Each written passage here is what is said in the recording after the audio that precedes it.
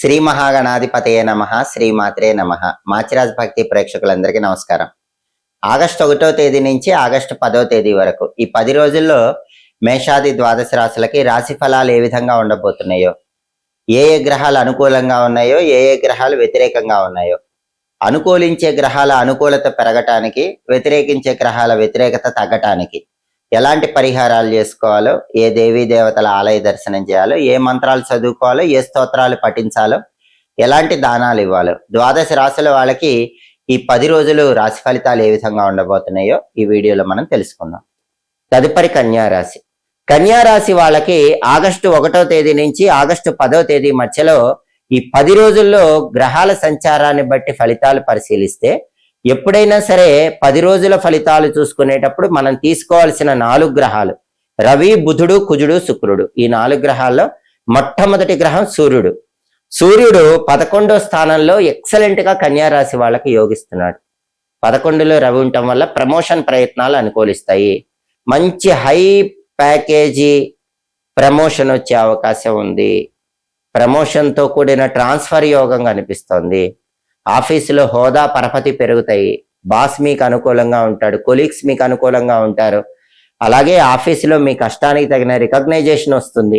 ఆరోగ్యం బాగుంటుంది, అనారోగ్యాలన్నీ తొలగిపోతాయి. అగ్రికల్చర్ రిలేటెడ్ రంగాల్లో ఉన్న వాళ్ళకు కూడా చాలా బాగుంటుంది. తండ్రితో ఉన్న విభేదాలన్నీ కూడా తొలగిపోతాయి. ఈ ప్రయోజనాలన్నీ కూడా 11వ స్థానంలో రవి వల్ల పొందగలుగుతారు. ఏకాదశం 11లో రవి ఉన్నప్పుడు సమాజంలో పలుకుబడి బాగా వస్తుంది. పేరు ప్రతిష్టలు సమాజంలో విపరీతంగా వస్తాయి. కాబట్టి రవికి సంబంధించి ఎలాంటి పరిహారాలు చేసుకోకర్లా, ఆరోగ్యం కూడా బ్రహ్మాండంగా ఉంటుంది. అయితే కన్యారాశి వాళ్ళకు బుధుడు 10, 11 స్థానాల్లో సంచారం చేస్తున్నాడు. మొదటి 5 రోజులు 10వ సంచారం చేస్తున్నాడు, ఫేవరబుల్ కాదు. తర్వాత 5 రోజులు 11వ సంచారం చేస్తున్నాడు, కంప్లీట్ గా ఫేవరబుల్ గా ఉన్నాడు. ఆగస్టు 1 నుంచి ఆగస్టు 5 మధ్యలో బుధుడు ఫేవరబుల్ గా లేడు కాబట్టి ఈ సమయంలో విద్యార్థులు హార్డ్ వర్క్ చేస్తేనే ర్యాంకులు వస్తాయి. నిరుద్యోగులు బాగా ఇంటర్వ్యూకి ప్రిపేర్ అయితేనే జాబులు వస్తాయి. వ్యాపారస్తులు బాగా కొత్త కొత్త టాక్టిక్స్ తో బిజినెస్ చేస్తేనే లాభాలు వస్తాయి. ఎందుకంటే 1 నుంచి 5వ తేదీ వరకు బుధుడు వ్యతిరేకంగా ఉన్నాడు. బుధుడి బలం పెరగాలంటే గణపతి ఆలయ దర్శనం చేయాలి. గణపతికి గరికపోచలు కలిపిన జలాలతో అభిషేకం చేయించుకోవాలి, లేదా గరికపోచలతో అర్చన చేయించుకోవాలి. ఎర్రమందార పూలతో పూజ చేసుకోవాలి. అలాగే ప్రధానంగా గణపతికి అరటి పండ్లు నైవేద్యంగా దేవాలయంలో సమర్పించాలి. నానబెట్టిన పెసలు ఆవుకు పెట్టాలి. కేజింబావు పెసలు పంతులు గారికి దానం ఇచ్చుకోవాలి. వీటిలో ఏది చేసినా మొదటి 5 రోజుల్లో బుధుడిచ్చే వ్యతిరేక ఫలితాలు తొలగిపోతాయి. విద్యార్థులకు, నిరుద్యోగులకు, వ్యాపారస్తులకు అనుకూల ఫలితాలు వస్తాయి. తర్వాత 5 రోజులు బుధుడు 11లో ఉన్నాడు, ఎక్సలెంట్. విద్యార్థులు అస్సలు కష్టపడకుండానే బ్రహ్మాండమైన ర్యాంకులు వస్తాయి.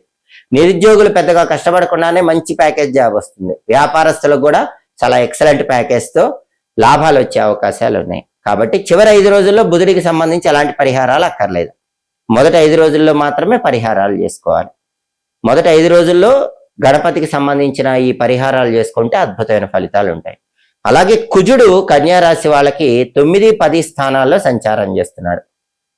మొదటి 2 రోజులు 9వ సంచారం ఫేవరబుల్ కాదు. తర్వాత 8 రోజులు 10వ సంచారం, అది కూడా ఫేవరబుల్ కాదు. అంటే మొదటి 2 రోజుల్లో 9వ స్థానంలో ఉండటం వల్ల అదృష్టం త్రుటిలో తప్పిపోతుంది. తర్వాత 8 రోజులు 10వ స్థానంలో ఉండటం వల్ల ఫుడ్ బిజినెస్ కానీ, ఎలక్ట్రానిక్స్ అండ్ ఎలక్ట్రికల్ డిపార్ట్మెంట్స్ లో పనిచేసే వాళ్ళు కానీ, గవర్నమెంట్ సెక్టార్లో ఉన్న వాళ్ళు కానీ ఏదైనా సరే వ్యతిరేకంగా మీకు పనిచేసే అవకాశం ఉంటుంది. ఈ రంగాల్లో వ్యతిరేక ఫలితాలు వస్తూ ఉంటాయి. హోటల్ కమ్ రెస్టారెంట్, రైసు, ఎండుమిర్చి, కాపర్ మెటీరియల్, ఈ బిజినెస్లో పెద్దగా లాభాలు ఏవి ఉండవు. అలాగే 10వ స్థానంలో కుజుడు వ్యతిరేకంగా ఉన్నాడు కాబట్టి రియల్ ఎస్టేట్ కూడా డల్ గా ఉంటుంది. బ్రదర్స్ అండ్ సిస్టర్స్ తో జాగ్రత్తగా ఉండాలి. ఆగస్టు 3వ తేదీ నుంచి ఆగస్టు 10వ తేదీ వరకు 10వ స్థానంలో ఉండటం వల్ల ఈ నెగిటివ్ రిజల్ట్స్ వస్తాయి. ఆగస్టు 1 నుంచి ఆగస్టు 2 వరకు అంటే మొదటి 2 రోజులు 9వ స్థానంలో కుజుడు ఉండటం వల్ల వ్యతిరేక ఫలితాలు వస్తాయి. మొత్తం మీద కుజుడు ఫేవరబుల్ లేడు. అంటే ఏం చేయాలి? సుబ్రహ్మణ్య స్వామి ఆలయ దర్శనం చేసుకోవాలి. సుబ్రహ్మణ్య ఆలయంలో వీలైనన్ని ప్రదక్షిణలు చేయాలి.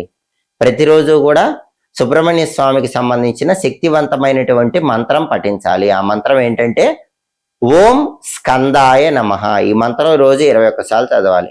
అలాగే సుబ్రహ్మణ్య కరావలంబ స్తోత్రాన్ని చదవటం కానీ వినటం కానీ చేయాలి. కందులు నానబెట్టి బెల్లంతో కలిపి ఆవుకు పెట్టడం, కేజింబావు కందులు దానం ఇవ్వటం చేసుకోవాలి.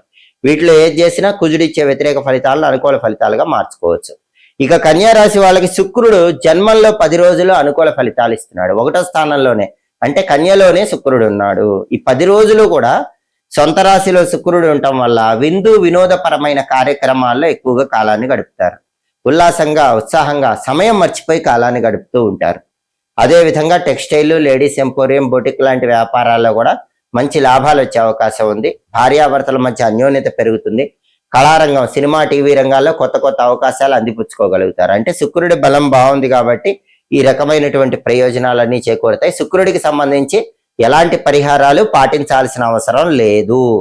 కాబట్టి కన్యా రాశి వాళ్ళకు ప్రధానంగా రవి బలం ఎక్సలెంట్ గా ఉంది, శుక్రుడి బలం ఎక్సలెంట్ గా ఉంది.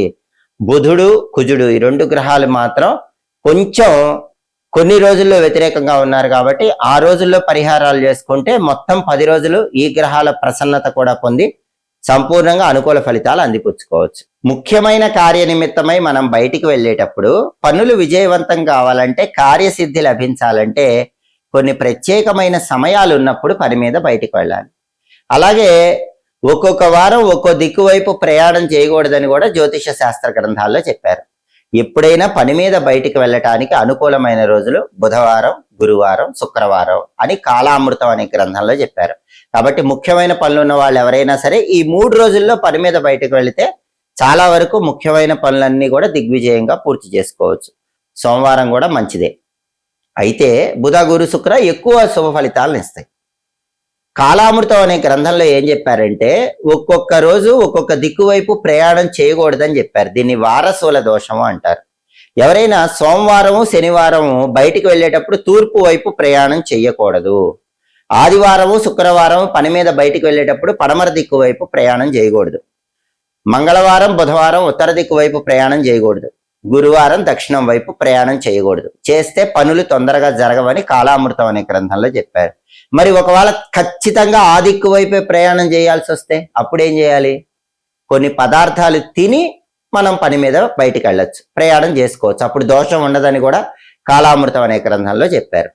ఎప్పుడైనా వెళ్ళకూడని దిక్కు వైపు వెళ్ళకూడని రోజుల్లో ప్రయాణం చేయవలసి వస్తే ఆ రోజు ఆదివారం అయితే నెయ్యితో చేసిన పదార్థం ఏదైనా తిని వెళ్ళాలి, లేదా 2 నెయ్యి చుక్కలు నోట్లో వేసుకుని వెళ్ళాలి.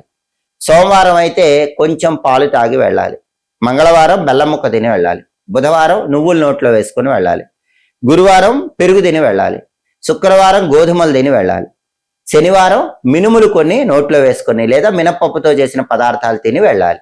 ఇట్లా వారాన్ని బట్టి ఆ పదార్థం తిని గనక మనం పని మీద బయటికి వెళితే వారసుల దోషం ఉండదు. అంటే ఫలానా వారం ఫలానా దిక్కుకు ప్రయాణం చెయ్యకూడదు అని ఉన్నప్పటికీ ఆ దిక్కు వైపు వెళ్ళినా ఎలాంటి ఇబ్బందులు ఉండవు. అలాగే కొన్ని సమయాలు కూడా జ్యోతిష శాస్త్రంలో చెప్పారు. అవి చాలా అద్భుతమైన సమయాలు. అసలు కష్టసాధ్యమైన పని కూడా బ్రహ్మాండంగా సక్సెస్ అవ్వాలంటే ఆ సమయాల్లో బయటికి వెళ్ళాలి. వాటిలో మొట్టమొదటిది గోధూళి ముహూర్తం. గోధూళి ముహూర్తం అంటే ఏంటంటే సూర్యాస్తమయం సమయంలో ఆవులన్నీ ఇంటికి తిరిగి వచ్చేటటువంటి సమయాన్ని గోధూళి ముహూర్తం అంటారు. సరిగ్గా ఈ టైం ఎప్పుడు ఉంటుందంటే మీరు ప్రతిరోజు పంచాంగం చూసుకుంటే సూర్యోదయం, సూర్యాస్తమయం అని ఉంటాయి. సూర్యాస్తమయానికి 12 నిమిషాల ముందు మొదలయ్యి సూర్యాస్తమయం తర్వాత 12 నిమిషాల పాటు కొనసాగే కాలాన్ని గోధూళి ముహూర్తం అంటారు. అంటే కరెక్ట్ గా సూర్యాస్తమయం ఏ టైంకి అవుతుందో ఏ రోజైనా సరే ఆ టైంకి ముందు 12 నిమిషాలు, ఆ టైంకి తర్వాత 12 నిమిషాలు, మొత్తం కలిపితే 24 నిమిషాలు. ఈ టైంని గోధూళి ముహూర్తం అంటారు. ఈ గోధూళి ముహూర్తంలో మీరు పని మీద బయటకు వెళితే మీ ప్రయాణాలు బ్రహ్మాండంగా అవుతాయి, మీ పనుల్లో కార్యసిద్ధి ఏర్పడుతుంది. అలాగే ఇంకొక అద్భుతమైన ముహూర్తం గురించి కూడా మనకి కాలామృతం అనే గ్రంథంలో చెప్పారు. అదే అభిజిత్ ముహూర్తము. అభిజిత్ ముహూర్తం అనేది ప్రతిరోజు మధ్యాహ్నం టైంలో ఉంటుంది. సరిగ్గా మధ్యాహ్నం స్టార్ట్ అవ్వటానికి 24 నిమిషాల ముందు మొదలవుతుంది. మధ్యాహ్నం స్టార్ట్ అయిన తర్వాత 24 నిమిషాలు కొనసాగుతుంది. అంటే మధ్యాహ్నానికి ముందు 24 నిమిషాలు, మధ్యాహ్నానికి తర్వాత 24 నిమిషాలు, మొత్తం 48 నిమిషాల కాలాన్ని అభిజిత్ కాలము అంటారు, అభిజిత్ ముహూర్తం అంటారు. ఈ టైంలో పని మీద బయటకు వెళ్ళినా బ్రహ్మాండంగా విజయం లభిస్తుంది. కాబట్టి గోధూళి ముహూర్తంలో కానీ అభిజిత్ ముహూర్తంలో కానీ పని మీద బయటకు వెళ్ళండి. అలాగే ఒక్కొక్కసారి ప్రయాణాలు అస్సలు చేయకూడని తిథులు ఉంటాయి. అష్టమి, నవములు కష్టపు దినములు అంటారు. ఆ రోజుల్లో సహజంగా అందరూ ప్రయాణాలు చేయరు, పని మీద వెళ్ళరు. అంటే యోగం బాగుంటే మళ్ళీ ప్రయాణం చేయొచ్చు, అది వేరే విషయం. కానీ సహజంగా వెళ్ళరు. యోగం బాగున్నప్పుడు వెళ్ళినా దోషం ఉండదు. ఒకవేళ యోగం కూడా బాగోకపోతే, అష్టమి నవమి వస్తే చాలా మంది ప్రయాణం చేయరు. అలాగే ద్వాదశి దగ్ధం అంటారు, ద్వాదశి రోజు కూడా చాలా మంది ప్రయాణం చేయరు. అలా చేయకూడని రోజుల్లో ప్రయాణం చేయాల్సి వచ్చినప్పుడు ఏం చేయాలంటే, మనకు జ్యోతిష శాస్త్రంలో నిర్గమనము అని ఒక విధి విధానం చెప్పారు. దీన్నే నిర్ఘ్యము అనే పేరుతో కూడా పిలుస్తారు. వాడుక భాషలో నెగ్యం అంటారు. నెగ్యము, నిర్గమనము, నిర్ఘ్యము అంటే అర్థం ఏంటంటే, చేయకూడని రోజుల్లో మనం ప్రయాణం చేయాల్సి వస్తే ఆ రోజుకు ఒక రోజు ముందు కానీ 2 రోజుల ముందు కానీ మనకు సంబంధించిన బట్టలు ఏవైనా మన స్నేహితుల ఇళ్లలో కానీ బంధువుల ఇళ్లలో కానీ ఉంచుతాం. ఆ రోజు వచ్చినప్పుడు మనం హాయిగా ఆ బట్టలు తీసుకొని ప్రయాణం చేయొచ్చు. దీన్నే నిర్గమనము, నిర్ఘ్యము, నెగ్యం అనే పేర్లతో పిలుస్తారు. అప్పుడు ఆ దోషం ఉండదు. అందుకే చాలా మంది ముందే స్నేహితుల ఇళ్లలో కానీ బంధువుల ఇళ్లలో కానీ ప్రయాణం చేయటానికి ముందే బట్టలు పెట్టి వచ్చేస్తూ ఉంటారు. దీన్నే నెగ్యం పెట్టడం అంటారు. అయితే అలా వేరే వాళ్ళ ఇళ్లలో బట్టలు పెడితే మనం ఆ రోజే ప్రయాణం ప్రారంభించినట్టు అయిపోతుందని జ్యోతిష శాస్త్రంలో చెప్పారు. కానీ అలా ఇంకొకళ్ళ ఇళ్లలో మనకు సంబంధించిన బట్టలు పెట్టిన తర్వాత 3 రాత్రులు పూర్తయ్యేలోపు మనం ప్రయాణం చేయాలి. అప్పుడే ఈ నెగ్గం అనేది పనిచేస్తుంది. కేవలం బట్టలు మాత్రమే కాదు, మనకు సంబంధించిన వస్తువులు కొన్ని పెట్టచ్చని కూడా కాలామృతం అనే గ్రంథంలో చెప్పారు. కానీ చాలా మంది బట్టలే పెడతారు. ఆ వస్తువులు ఏంటంటే గొడుగు పెట్టుకోవచ్చు. మన గొడుగు తీసుకెళ్లి వాళ్ళ ఇంట్లో ఉంచినా కూడా మనం ప్రయాణం ప్రారంభించినట్టే అవుతుంది. మన ఇంట్లో బియ్యం కొన్ని తీసుకెళ్లి వాళ్ళ ఇంట్లో ఉంచినా కూడా మనం ప్రయాణం ప్రారంభించినట్లే అవుతుంది. కాబట్టి ఎవరైనా సరే పని మీద బయటకు వెళ్ళేటప్పుడు, ప్రయాణాలు చేసేటప్పుడు ఇలా గోధూళి ముహూర్తము, అలాగే అభిజిత్ ముహూర్తం చూసుకోండి. ఇలా నెగ్గం పెట్టండి. అంటే చేయకూడని రోజులో ప్రయాణం చేయాల్సి వచ్చినప్పుడు ఆ రోజుకు ఒక 2 రోజుల ముందు లేదా ఒక రోజు ముందు మీ బట్టలు కానీ, గొడుగు కానీ, బియ్యం కానీ మీకు తెలిసిన వాళ్ళ ఇళ్లలో ఉంచండి. ఏ రోజు ప్రయాణం చేయాలో ఆ రోజు ప్రయాణం చేసినా మీరు ముందే ప్రయాణం చేసి వెళ్ళినట్టు అవుతుంది. అప్పుడు మీ పనులు సులభంగా పూర్తి చేసుకోవచ్చు. ఎప్పటికప్పుడు జ్యోతిష శాస్త్ర పరంగా గ్రహాల సంచారంలో వచ్చే మార్పులు తెలుసుకోవాలన్నా, దినఫలాలు తెలుసుకోవాలన్నా, 10 రోజుల ఫలితాలు తెలుసుకోవాలన్నా, మాస ఫలితాలు తెలుసుకోవాలన్నా మాచిరాజ భక్తి ఛానల్ తప్పకుండా చూడండి. మా వీడియోస్ మీకు నచ్చినట్లయితే మా ఛానల్ లైక్ చేయండి, కామెంట్ చేయండి. మా ఛానల్ వీడియోస్ 10 మంది మిత్రులకు షేర్ చేయండి. మా ఛానల్ సబ్స్క్రైబ్ చేసుకోండి. పక్కన ఉన్న బెల్ సింబల్ నొక్కటం మాత్రం మర్చిపోకండి. సర్వే జనాః సుఖినో భవంతు. స్వస్తి.